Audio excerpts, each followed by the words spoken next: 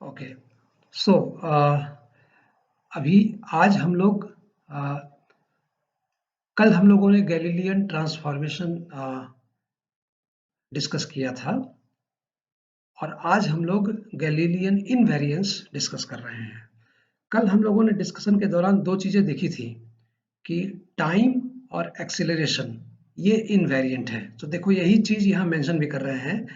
According to Galilean transformation some quantities like velocity, और कल हम लोगों ने पोजीशन को भी देखा था, एक्स वाई जेड कोऑर्डिनेट्स को भी देखा था। तो velocity and position are changed, वो ट्रांसफॉर्म होते हैं, while some quantities like mass, length, time, acceleration are not changed।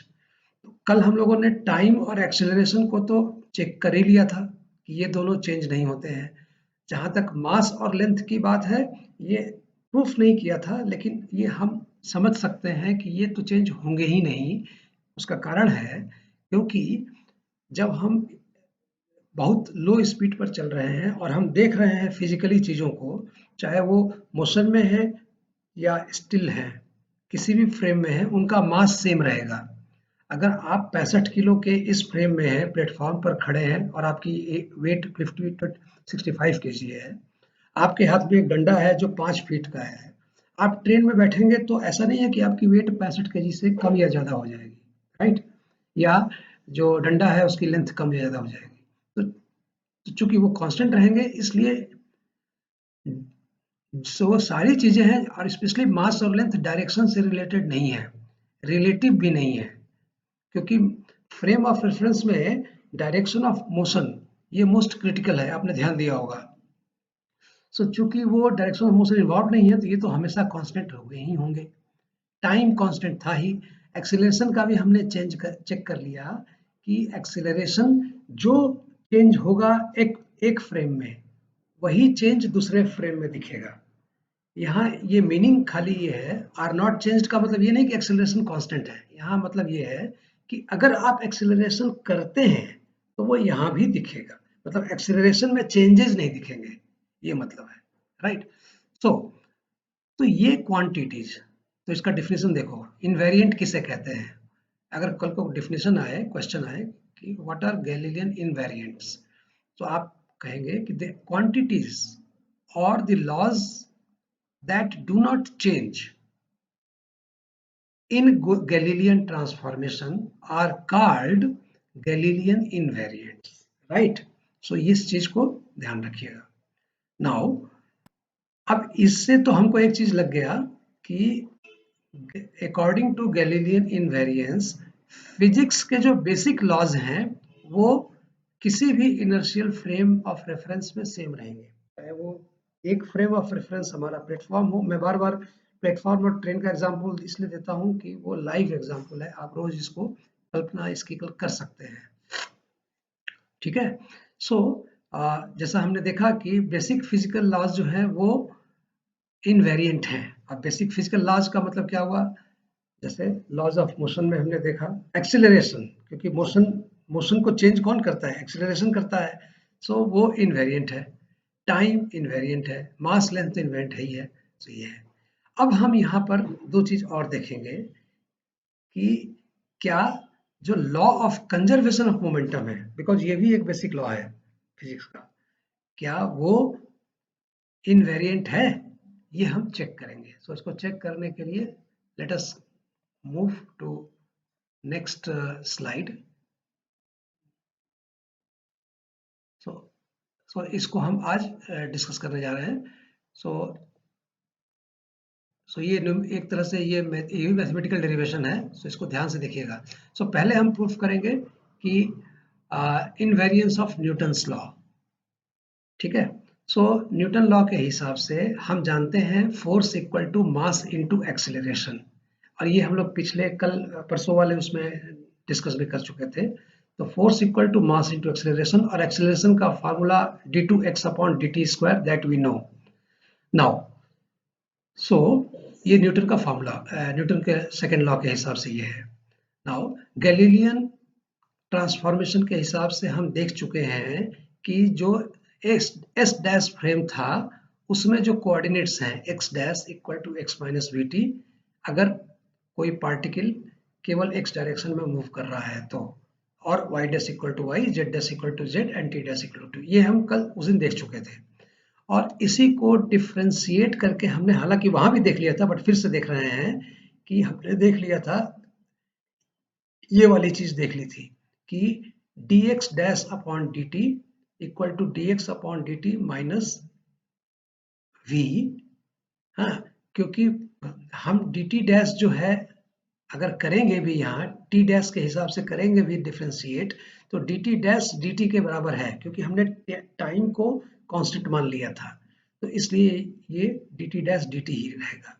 Now इसमें हमने क्या देखा कि ये फार्मूला वही था जो पिछली बार देखा था कि u डैश बन जाता है।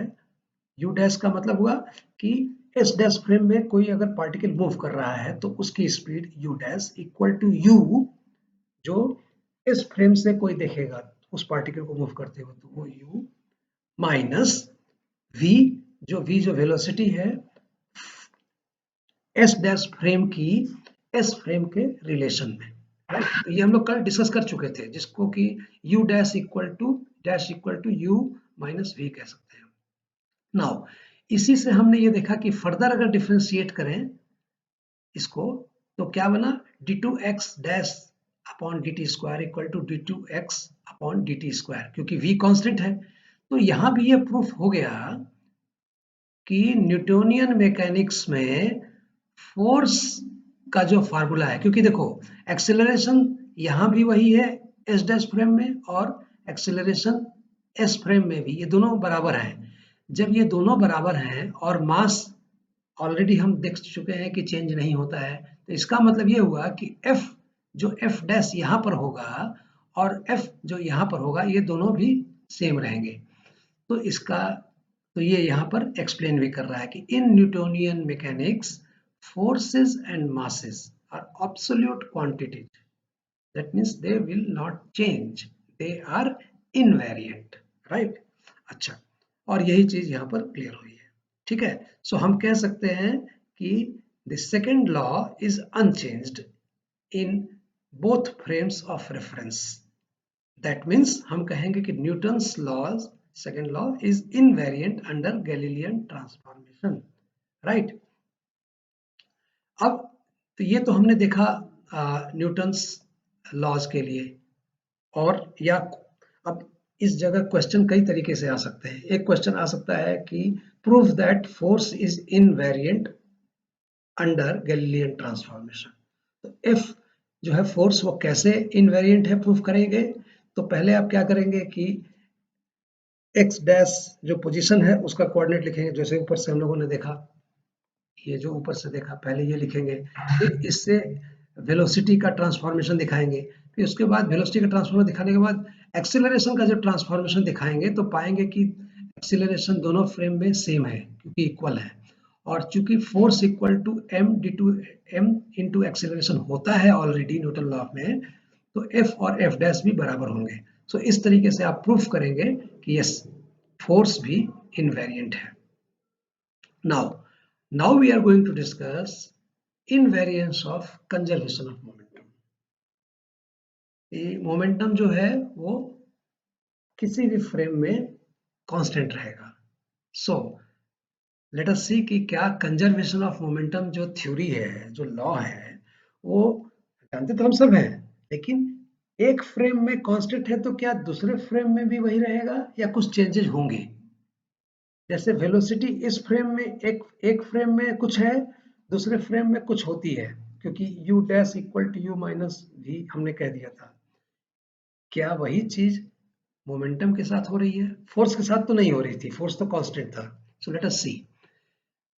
चलो मान लेते हैं, हम ये इमेजिन करते हैं कि दो पार्टिकल्स हैं, वो और वो कंजर्वेशन ऑफ मोमेंटम के हिसाब से अगर उन पे कोई बाहर से कोई फोर्स नहीं लगा रहे हैं, तो ये हम इजीली कह सकते हैं कि उन दोनों पार्टिकल्स का जो अपना अपना मोमेंटम है, एक पार्टिकल का मोमेंटम p1, एक पार्टिकल का मोमेंटम p2, ये जो दो मोमेंटम है इनका, ये कोलाइड अगर करें, उनको टकराएं आपस में, तो जो टकराने के बाद का जो मोमेंटम होगा दोनों, वो इक्वल होगा टकराने के पहले के मोमेंटम के।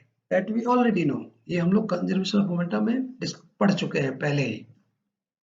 नाउ अब इसी को हम प्रूफ करने जा रहे हैं कि दोनों फ्रेम अगर है, अभी हम फ्रेम की बात नहीं कर रहे हैं, अभी हम खाली ये कह रहे हैं कि कोलिजन के पहले जो मोमेंटम था वही कोलिजन के बाद है।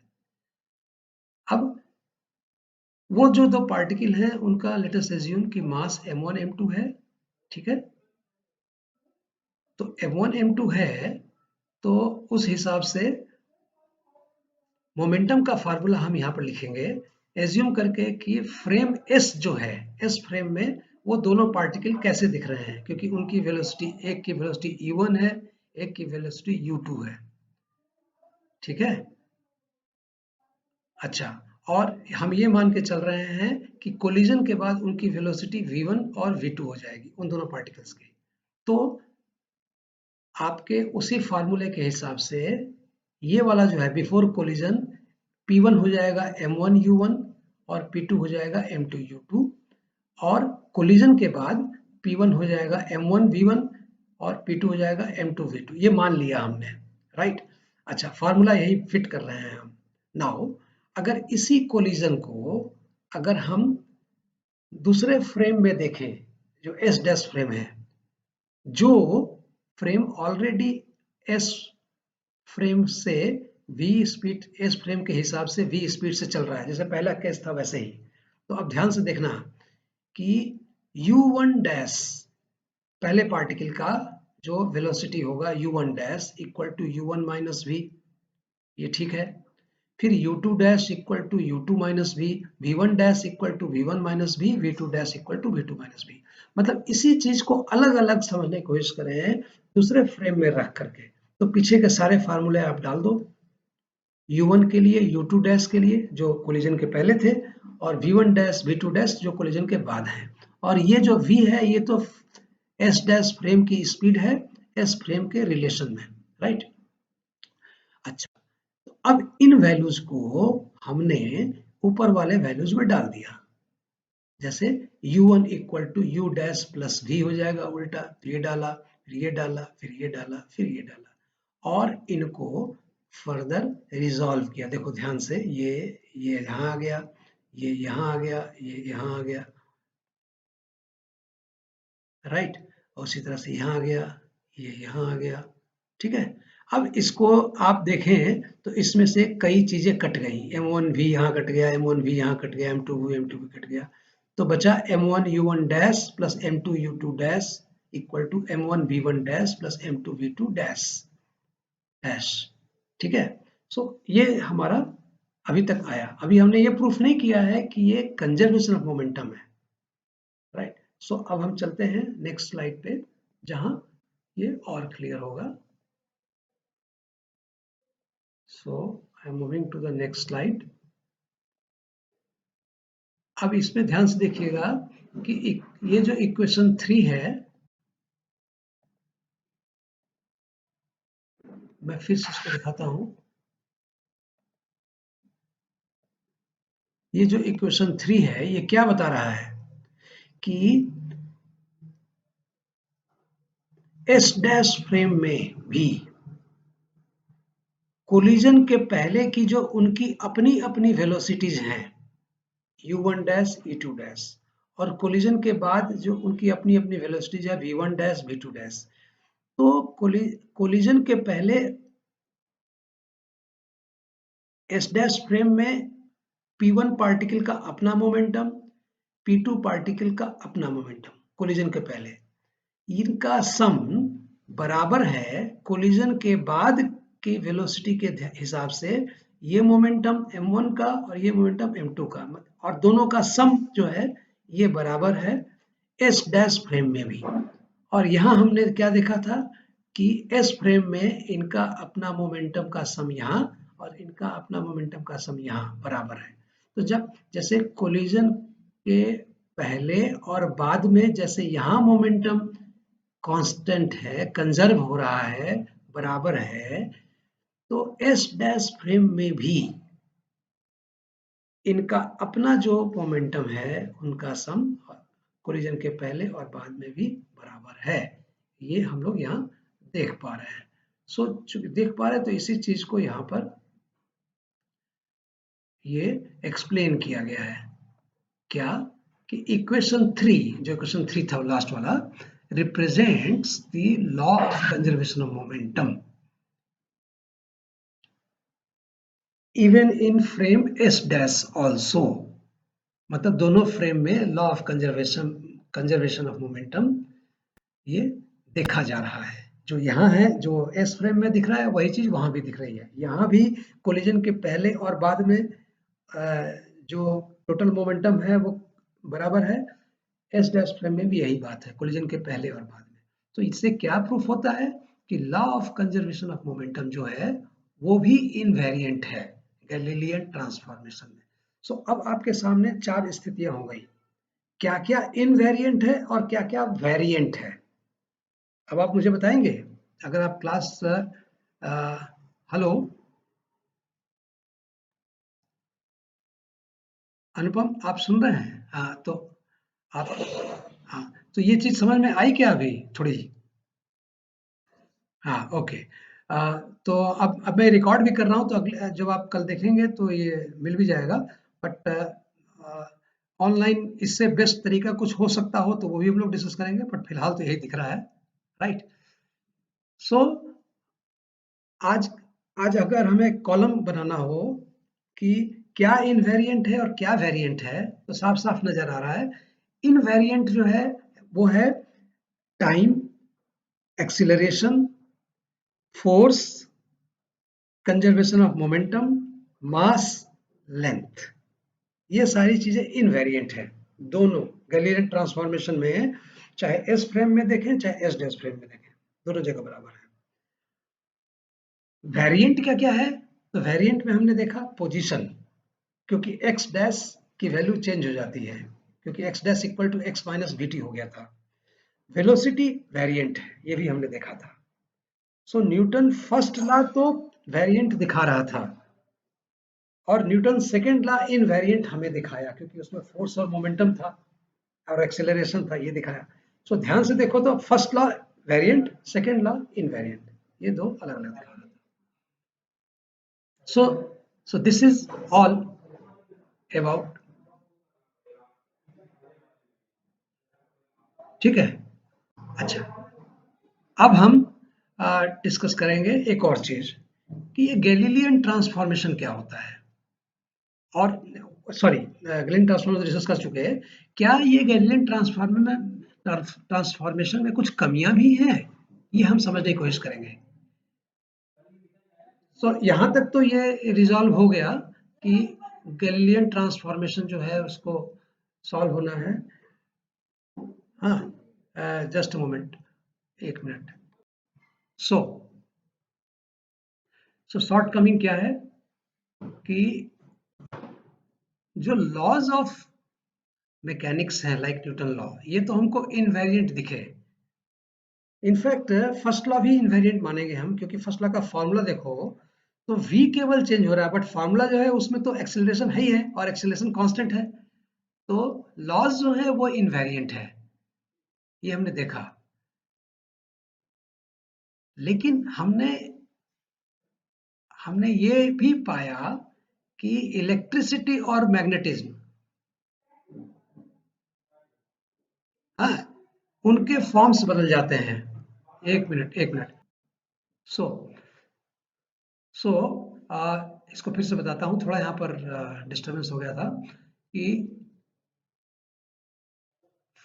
जो इलेक्ट्रिसिटी और मैग्नेटिज्म है उनके बारे में हमको पता नहीं है, बल्कि उनके डिफरेंट फॉर्म होंगे ऐसा हमें लगता है। हाँ, अच्छा, बट एक चीज और भी है कि अगर हम स्पीड ऑफ लाइट को कंसीडर करें, क्योंकि अभी तक हमने क्या किया था कि गैलीलियन ट्रांसफॉर्मेशन में ये मान लिया था कि जो वेलोसिटीज हम डिस्कस कर रहे हैं वो काफी कम है लाइट के हिसाब से। बट अगर हम लाइट की स्पीड को कंसीडर करना शुरू कर दें, हाँ, तो क्या पाएंगे? मान लो कि एक पार्टिकल जो है वो एस डैश फ्रेम में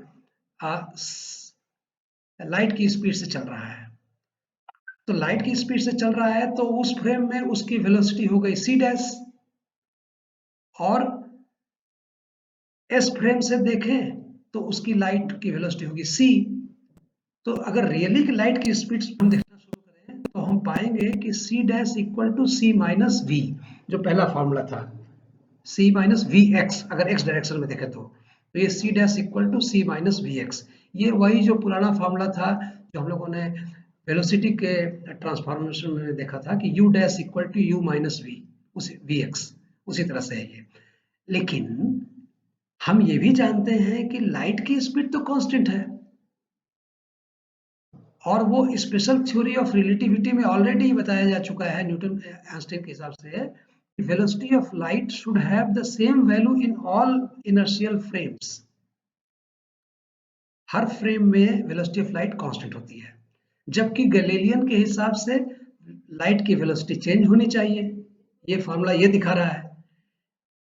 सो हमें यहाँ पर एक कमी नजर आ रही है गैलीलियन ट्रांसफॉर्मेशन में, कि लॉ तो ये कह रहा है कि लाइट की स्पीड हर जगह कांस्टेंट है, इवन दोनों फ्रेमों में भी, अलग अलग फ्रेम में, लेकिन गैलीलियन ट्रांसफॉर्मेशन के फॉर्मूले के हिसाब से लाइट की वेलोसिटी चेंज हो जानी चाहिए, क्योंकि c dash will be equal to c minus v। ये जो कंट्राडिक्शन है, ये जो डिफरेंस दिखा रहा है, ये एक गलती है गैलीलियन ट्रांसफॉर्मेशन की। सो हमको, और ये जो इलेक्ट्रोमैग्नेटिज्म वाली हमने अभी ऊपर बात की, अगर हम ध्यान से देखें तो इलेक्ट्रोमैग्नेटिज्म में भी जो इलेक्ट्रोमैग्नेटिक वेव्स है, उनकी जो वेलोसिटी है वो हम लाइट की वेलोसिटी से ही रिलेशन में मानते हैं, उसी के बराबर मानते हैं, राइट है भी। करंट की वेलोसिटी भी हम उसी लाइट की स्पीड से मानते हैं।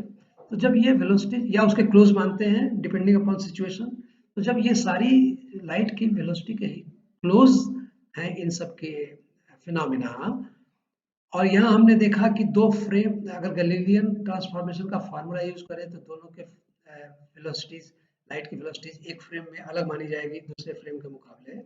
तो इसका मतलब ये हुआ, और जो कि गलत है, इसका मतलब ये हुआ कि लॉज ऑफ इलेक्ट्रोमैग्नेटिज्म और वेलोसिटी ऑफ लाइट, ये दोनों हैं तो इनवेरिएंट, लेकिन गैलीलियन के लॉ के हिसाब से वेरिएंट दिख रहे हैं, जो सही नहीं है।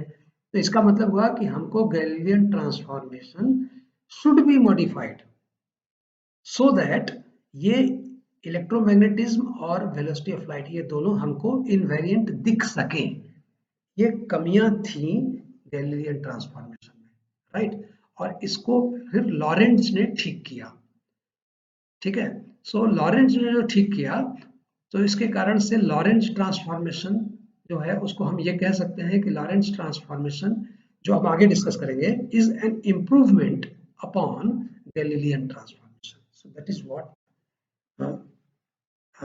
we have discussed here in shortcomings of Galilean transformation. So अगर छोटे शब्दों में कहना हो, क्योंकि इतना मैंने टाइम लिया समझाने के लिए, तो हम ये कहेंगे कि गैलीलियन ट्रांसफॉर्मेशन जो है वो लाइट की स्पीड की जो कॉन्स्टेंसी है, कि लाइट की स्पीड कांस्टेंट है किसी भी फ्रेम में, या जो लॉज ऑफ इलेक्ट्रोमैग्नेटिज्म है वो किसी भी फ्रेम में कांस्टेंट है, इन बातों को गैलीलियन ट्रांसफॉर्मेशन प्रूफ नहीं कर पाता। गैलीलियन ट्रांसफॉर्मेशन के हिसाब से they should all be different in different frames. तो चूंकि वो गलत है, इसलिए कांस्टेंट है, इसलिए गैलीलियन ट्रांसफॉर्मेशन नहीं दिखा पा रहा है, इसलिए गैलीलियन ट्रांसफॉर्मेशन की एक कमियां हैं जिसको ठीक किया जाएगा लॉरेंट्ज ट्रांसफॉर्मेशन में, राइट। सो लॉरेंट्ज ट्रांसफॉर्मेशन अब हम लोग अगले मंडे को या ट्यूसडे को, जब भी हमारा टाइम टेबल होगा, उस दिन डिस्कस करेंगे। बट गैलीलियन ट्रांसफॉर्मेशन के हिसाब से एक बात तो सही है कि अगर किसी भी पार्टिकल का मोशन दो फ्रेम ऑफ रेफरेंस में काफी कम है लाइट की स्पीड से, जिस स्पीड पे हम लोग देखते हैं चीजों को, स्पीड पे है, तो गैलीलियन ट्रांसफॉर्मेशन सही भी है, राइट, एटलीस्ट मोशन के पॉइंट ऑफ व्यू से। ठीक है, सो वहां पे कुछ जो न्यूमेरिकल्स आ सकते हैं उनको हमको रिजॉल्व करना पड़ेगा। सो लेट्स से एक ये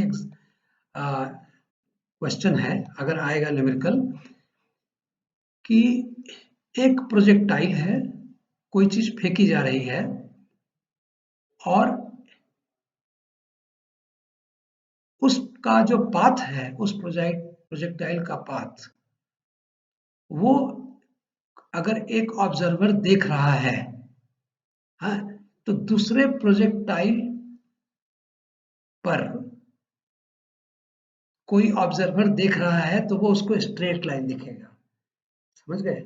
या को फिर से हम लैंग्वेज में देखते हैं। The path of one projectile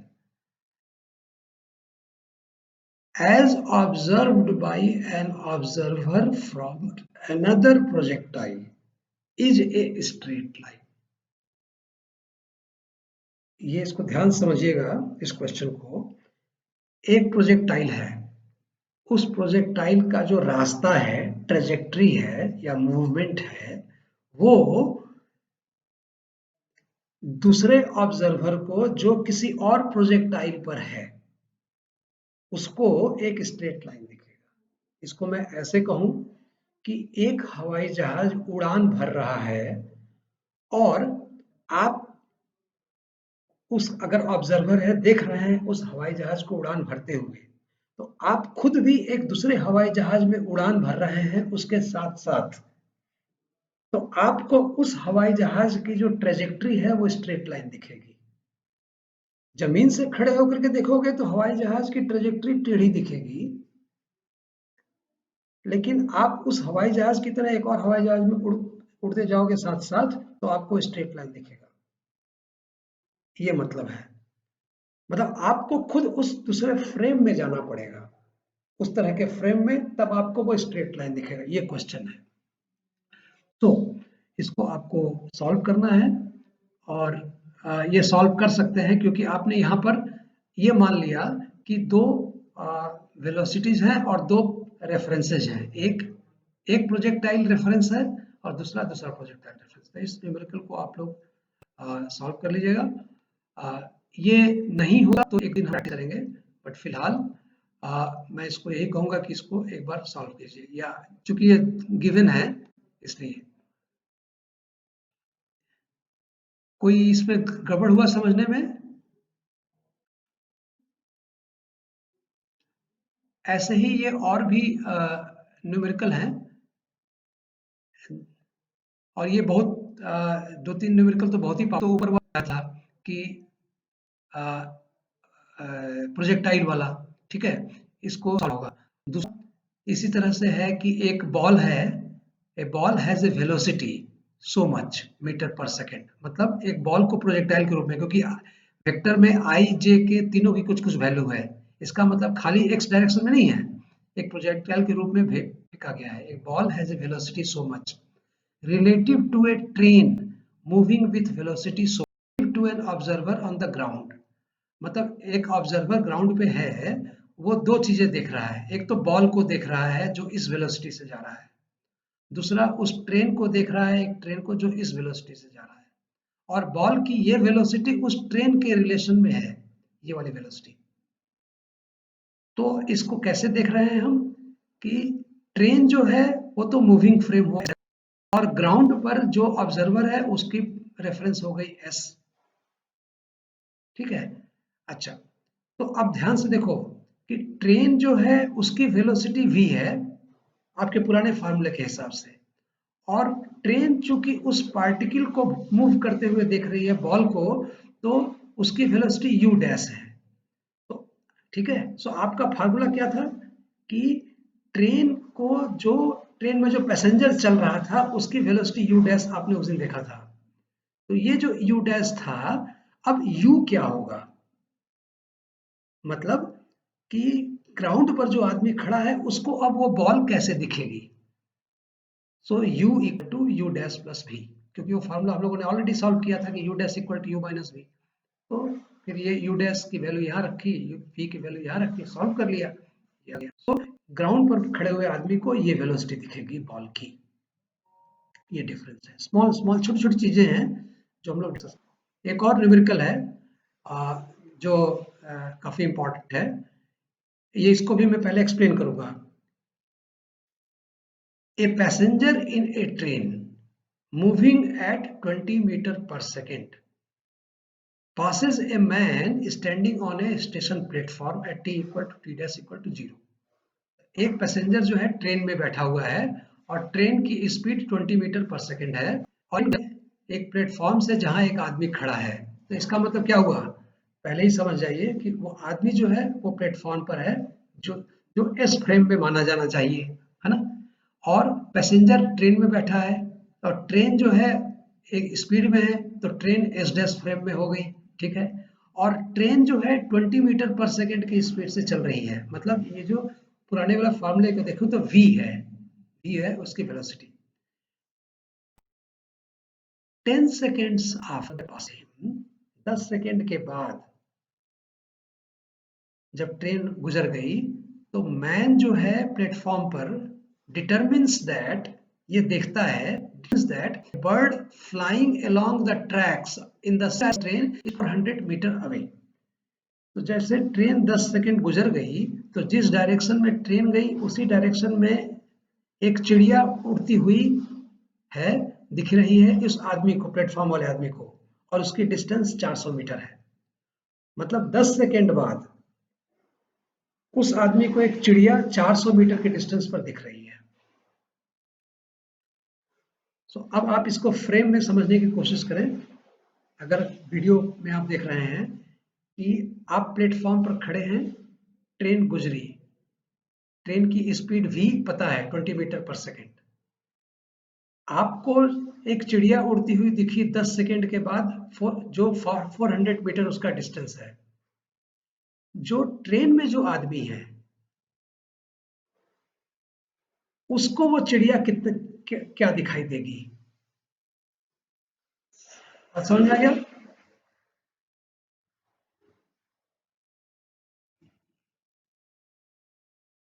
आपकी आवाज भर्रा रही है, तो मैं एकदम क्लियर नहीं हो रहा है। चाहो तो फोन कर लो, फोन कर लो जिससे कि मैं इसको समझाने की कोशिश कर रहा हूँ। मुझे लगता है कि शायद आपको थोड़ा क्लैरिटी नहीं हुई। मैं फिर से एक बार समझा रहा हूँ क्योंकि बड़ा इंपॉर्टेंट क्वेश्चन है ये। एक फ्रेम है एस और एस डैश, दो फ्रेम है। एस डैश मूव कर रहा है 20 मीटर पर सेकंड के स्पीड से इसके मुकाबले, ठीक है, दो की हमने डिसाइड कर ली। 10 सेकंड के बाद इसको वो चिड़िया दिखाई देती है 400 मीटर पे। इसको फिर उसी समय 10 सेकंड के बाद इसको क्या दिखाई देगा, ट्रेन में बैठे हुए आदमी को, ठीक है। सो अब ये देखो कि जो पुराना हमने गैलीलियो ट्रांसफॉर्मेशन के हिसाब से देखा था कि ये जो कोऑर्डिनेट्स थे एक्स वाई जेड टी, उनमें इसका क्या है 400 मीटर, क्योंकि ये देख रहा है उसको, चिड़िया को, और वाई जेड तो 0 0 है क्योंकि हम एक्स डायरेक्शन में ही चीजों को देख रहे हैं, और 10 सेकेंड्स पे देख रहा है क्योंकि ऑलरेडी कह दिया 10 सेकेंड्स पे। अच्छा, जो हाँ, वो भी एक्स डायरेक्शन में ही मूव कर रहा है। तो जो पैसेंजर ट्रेन में मूव कर रहा है एक्स डैश में, तो उसको वो चिड़िया कितनी दिखाई देगी। तो देखो x dash equal to x minus v t, x 400 यहां से आ गया, v already 20 metre per second उसकी स्पीड है, इन टी क्योंकि 10 सेकंड के बाद देखना है, तो ये 400 माइनस इतना हुआ 200 मीटर। तो पैसेंजर जो है ट्रेन में बैठा हुआ, वो चिड़िया को देखेगा केवल 200 मीटर दूरी पर, राइट। आई होप ये थोड़ा क्लियर हुआ होगा आपको। और उस हिसाब से अब पैसेंजर के लिए चिड़िया का कोऑर्डिनेट क्या हुआ, मतलब जेड डैश टी डैश क्या हुआ पैसेंजर के लिए, मैं ट्रेन के लिए 0 0 10। सो ये दोनों डिफरेंस है। ये एक और एग्जांपल, ओके। सो ये दो तीन एग्जांपल है, ये प्रैक्टिस रहेगा। कॉम्प्लिकेटेड भी है नीचे वाला, कॉम्प्लिकेटेड इन द सेंस कि नॉर्मली ये हम इसका, आप चाहें तो इसको कर सकते हैं ट्राई, और ना समझ में आए तो आप मुझे पूछ सकते हैं। ये मैं कर ही रहा हूँ आपके ग्रुप पे। सो मोस्ट मेरे लिए एग्जांपल 2 और 3 है, जो लोग हमने, सो ये हो गया न्यूमेरिकल। सो आज हम लोगों ने कोशिश की है, सॉरी एक मिनट, ये तो पुराना वाला है तो मैं पीछे जा रहा हूँ। ये हो गया, ये हो गया, प्रोजेक्टाइल हो ही गया। ये इनवेरियंस हमने डिस्कस कर ही लिया था, गैलीलियन इनवेरियंस डिस्कस था। सो ओके अनुपम, सो ये हमने तीनों चीज़ें डिस्कस कर ली और प्रोजेक्टाइल भी हो गया, न्यूमेरिकल में 2 और 3 को एकदम पक्का कर लेना होगा आप लोगों को। ये होम असाइनमेंट के रूप में मैं बाद में दूंगा। और 1 है ये उतना क्रिटिकल नहीं है एग्जाम के पॉइंट ऑफ व्यू से, बट एज ए स्टूडेंट आपको समझने में दिक्कत आए तो हमेशा पूछ सकते हैं, राइट। और इसके बाद का जो नेक्स्ट चैप्टर है वो इसमें नहीं है, हम लोग आगे डिस्कस करेंगे अगले अगले वीक में। सो इसको मैं यही क्लोज करता हूँ।